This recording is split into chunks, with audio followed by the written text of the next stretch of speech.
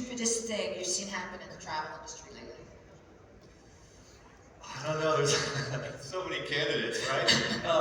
Look, I was in the investor pitch this morning for a bunch of new companies, and there's a lot of great ideas floating around, but not clearly defined business plans for getting after it. And the difference between this year and years prior is I don't think they're going to get funding. So it's nice to see that climate change a little bit. You know, I always tell people you should invest behind ideas and problems that are worth solving. And the last few years, there's been a lot of capital chasing ideas that shouldn't have been funded. So what are some of the ideas worth solving? You know, anything that can help improve the guest experience, the consumer experience, and increase monetization are worth getting after. Anything that involves a lot of jargon and concepts that people can't explain in a very concise manner probably aren't.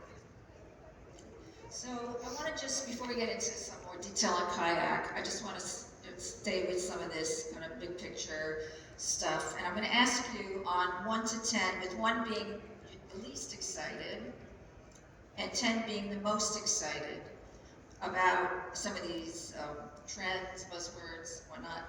So we'll start with 1 to 10. Metaverse. 0. Anyone here actually been in the metaverse? Show of hands. Who's actually done it during goggles on that thing? Yeah, 0. Blockchain. 4. 4. Yeah, the idea of distributed digital ledger is a good one. Fintech. 5. Buy now, pay later. Same 5, same thing. So men's and men's. What's that? You're not very excited. You're like in the middle. Well, yeah, I mean, the issue with buy now, pay later, as Klarna has discovered, is when you lend money to people you know very little about, a lot of times they don't pay you back. NDC one order. What is it? NDC and one order. 2. Leisure or blended travel. I hate both. I hate both. I do both, by the way.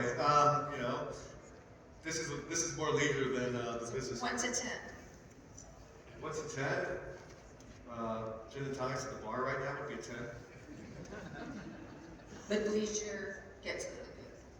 Like, can you do it? Leisure's a Like real it, trend. fine, So fine. how many people here? Oh, I'm sorry. No, please. How many people here are adding a day on either side of the conference just sitting around? Yeah, so that's leisure. And this is Arizona. Not a lot of people want to be in Arizona. Hopper. Hopper 0 to 10.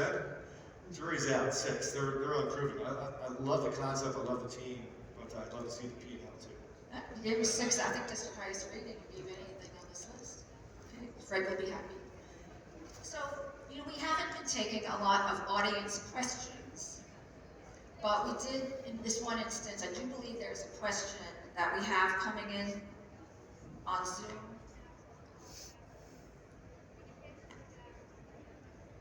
We're getting ready. Get ready.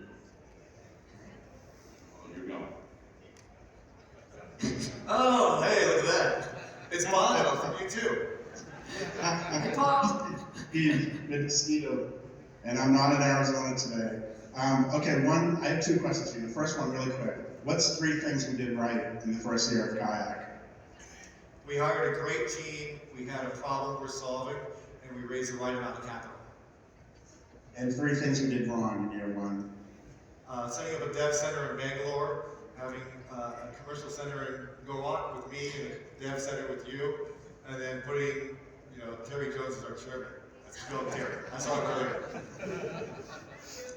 good. Great to see you, Steve. I'll see you soon in Miami. Yeah, Paul. Good luck. Do not get married, by the way.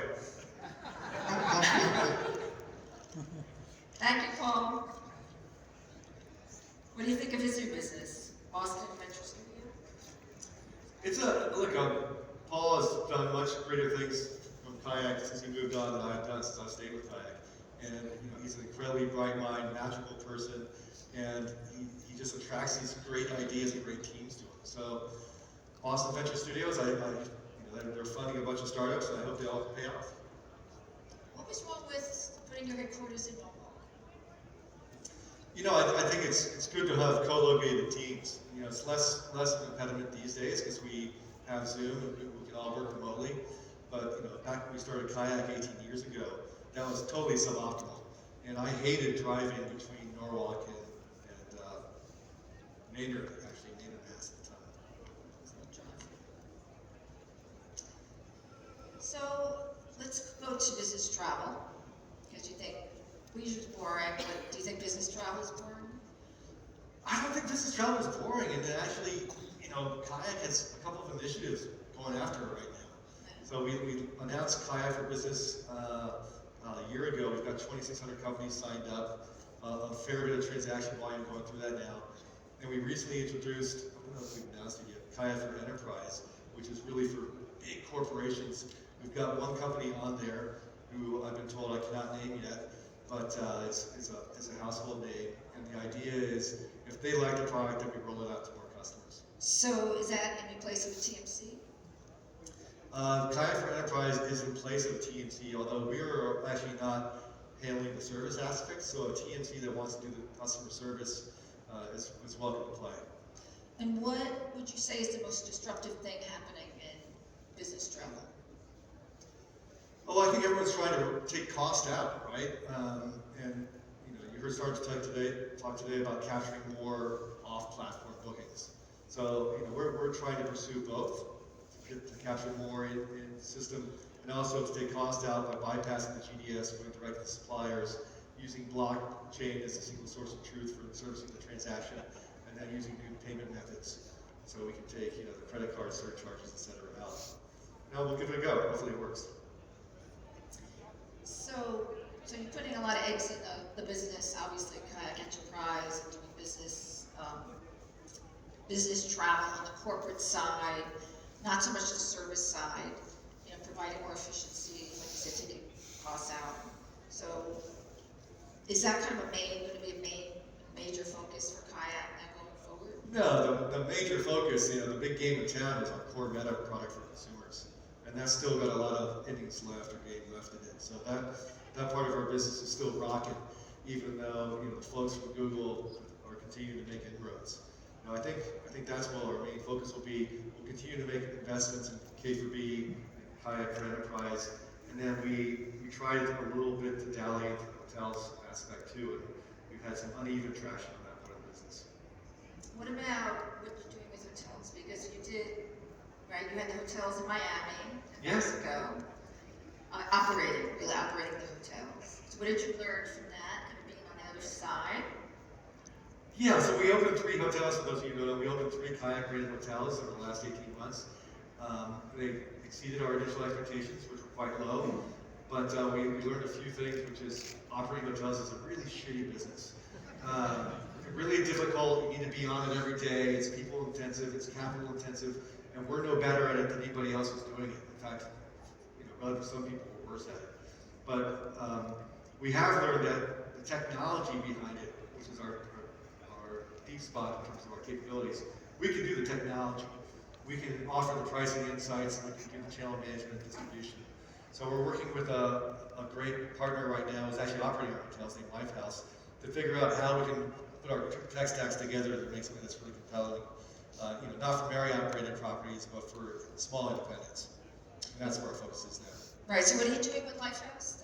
These are more like apartments? So no, they're hotels, Lifehouse is actually the day-to-day operations and management. We have 3 hotels, they manage them, but they actually have another 60 hotels in their portfolio. They're excellent at managing hotels. They have a great back-end software stack. We have a very good front-end. You invested in that, right? We did. And there's actually a couple other Lifehouse investors in the room too. I saw Chris Hafner up on stage earlier.